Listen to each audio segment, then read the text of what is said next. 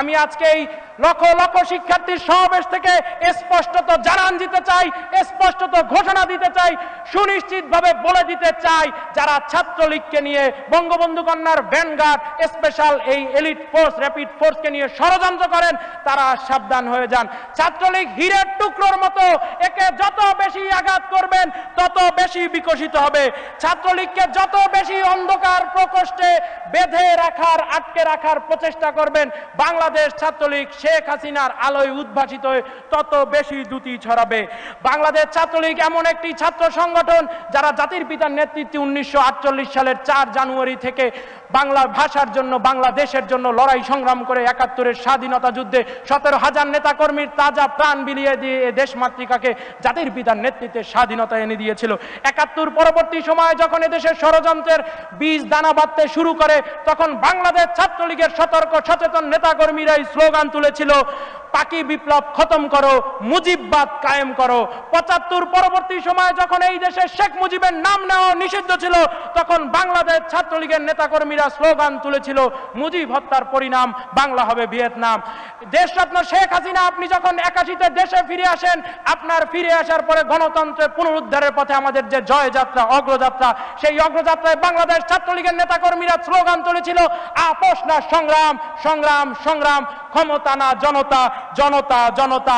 আজকে বাংলাদেশ ছাত্রলীগের নেতাকর্মীদের আমি উদাত্ত আহ্বান জানাবো, আসুন আমরা সমস্যারে স্লোগান তুলি, শেখ হাসিনার সরকার বারবার দরকার।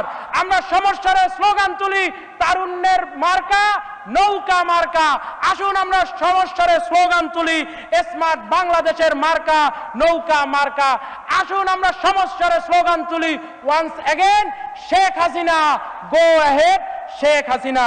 আজকে আমি স্পষ্টত সেই ষড়যন্ত্রকারীদের, দেশ বিরোধী অপরাজনৈতিক অপচর্চাকারীদেরকে জানিয়ে দিতে চাই, যারা ক্রিটিক্যাল কনস্পাইরেসির মাধ্যমে বঙ্গবন্ধু কন্যা দেশরত্ন শেখ হাসিনার নেতৃত্বে চলা এই বাংলাদেশের সফট গ্রিন এনভায়রনমেন্টকে হার্ট করার চেষ্টা করছেন, হট করার চেষ্টা করছেন, পাগল হয়ে গিয়েছেন এই বাংলাদেশের শান্ত পরিবেশকে অশান্ত করার জন্য।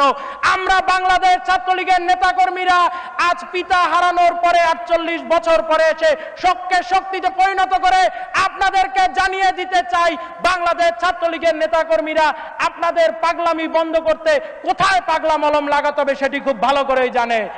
বাংলাদেশ ছাত্রলীগের নেতাকর্মীরা বাঁশের লাঠি তৈরি করে জাতির পিতার নেতৃত্বে 71-এ যেভাবে স্বাধীনতা এনেছিল, 75 পরবর্তী সময়ে এই দেশের রাজপথ সেই সামরিক স্বৈর শাসনের বুলেট বেয়োনেটের বিরুদ্ধে দাঁড়িয়ে প্রকম্পিত করেছিল।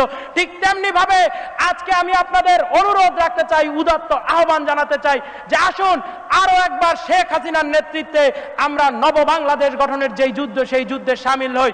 আজকে বাংলাদেশ ছাত্রলীগের নেতাকর্মীদেরকে কন্টেন্ট ক্রিয়েটর হতে হবে। আজকে বাংলাদেশ ছাত্রলীগের নেতাকর্মীদের গবেষণায় মনোনিবেশ করতে হবে। আজকে বাংলাদেশ ছাত্রলীগের নেতাকর্মীদেরকে প্রযুক্তি খাতে এগিয়ে আসতে হবে। আজকে বাংলাদেশ ছাত্রলীগের নেতাকর্মীদের অনলাইনে, অফলাইনে, টুইটারে, ফেসবুকে, ইউটিউবে, সর্বত্র যেই সাইবার যুদ্ধ আমাদের বিরুদ্ধে হচ্ছে, সেই যুদ্ধে অগ্রণী ভূমিকা পালন করে অবশ্যই অবশ্যই অবশ্যই জয়ী হতে হবে। আজকে আমরা ওই লন্ডনে বসা টাউট যুবরাজের উদ্দেশ্যে বাংলাদেশ ছাত্রলীগ উদাত্ত কণ্ঠে জানিয়ে দিতে চাই, প্রিয় টাউট যুবরাজ, লন্ডনের ওই টেমস নদীর তীরে বসে আপনার করা প্রেসক্রিপশন এই পদ্মা, মেঘনা, যমুনা, বিধৌত বাংলাদেশের মানচিত্রের ডেসক্রিপশন হবে না। এই বাংলাদেশের মানচিত্রের ডেসক্রিপশন বঙ্গবন্ধু কন্যা দেশরত্ন শেখ হাসিনা যেভাবে চাইবেন সেভাবেই রচিত হবে। বঙ্গবন্ধু কন্যার নেতৃত্বে আজকে বাংলাদেশের যে উন্নয়নের অশেষ কর্মযজ্ঞ সম্পন্ন হচ্ছে, তার অগ্রগতি নিশ্চয়ই অব্যাহত থাকবে। নেত্রী বাড়ি আমার বরিশাল, বরিশালের বাসায় ছোটবেলা থেকে একটি কথা শুনেছি, পাপ বাপেরেও ছাড়ে না।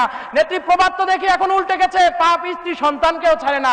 75-এ জাতির পিতাকে হত্যার যেই পাপ, 3রা নভেম্বরে জেল হত্যার যেই পাপ, হাজার হাজার মুক্তিযোদ্ধাকে ওই কারাগারের অন্ধকার প্রকোষ্ঠে নির্বিচারে ফাঁসির কাস্টে ঝুলিয়ে হত্যার যেই পাপ, জিয়াউর রহমানের সেই পাপ তো দেখি এখন তার স্ত্রী বেগম খালেদা জিয়াকেও ছাড়ে না, তার কুপুত্র তারেক রহমানকেও ছাড়ে না।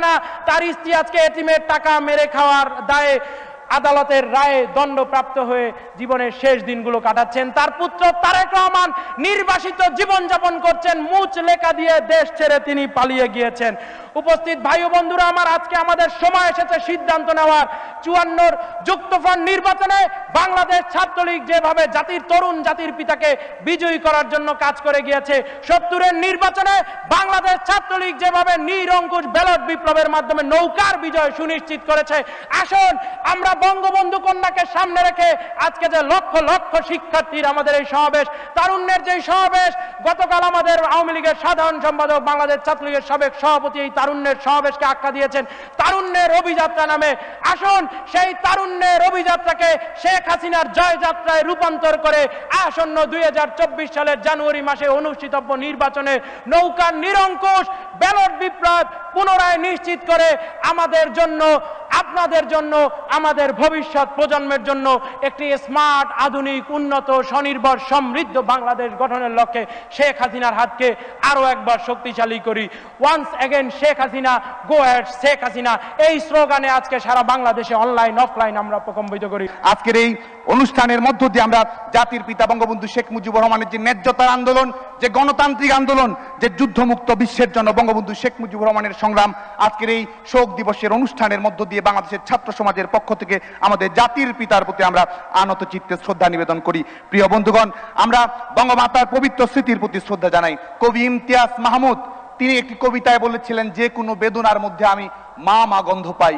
এই মা হচ্ছেন বঙ্গমাতা শেখ ফজিলাতুন্নেসা মুজিব, যিনি নিজের মৃত্যুর আগে তার বড় ছেলের মৃত্যুর শব্দ শুনতে পেয়েছেন। আজকের এই জাতীয় শোক দিবসের অনুষ্ঠানের মধ্য দিয়ে পৃথিবীর আর কোনো সন্তানকে যেন এরকম নির্মম মৃত্যুর শিকার না হতে হয়, আজকে আমরা সেই প্রত্যাশা করি। আজকে বঙ্গবন্ধু শেখ মুজিবুর রহমানের সহধর্মিণী, বাঙালির মুক্তি সংগ্রামের আন্দোলনের অন্যতম সহযাত্রী বঙ্গমাতা শেখ ফজিলাতুন্নেসা মুজিবের স্মৃতির প্রতি শ্রদ্ধা জানিয়ে আমরা এইটুকু বলতে পারি, বঙ্গবন্ধু শেখ মুজিবুর রহমান নিজের জীবনের 4 ভাগের 1 ভাগ কারাভোগ করেছেন।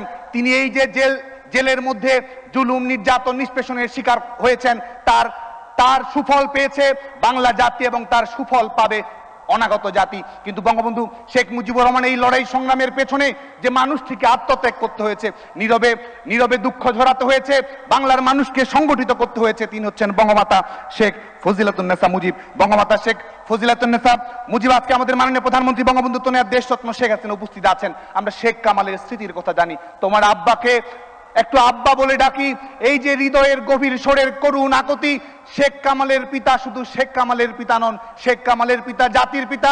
আজকে যারা এখানে উপস্থিত, আজকে যারা এখানে অনুপস্থিত, আজকে যারা আগত কিংবা যারা অনাগত, তাদের সবার জাতির পিতা হচ্ছেন বঙ্গবন্ধু শেখ মুজিবুর রহমান।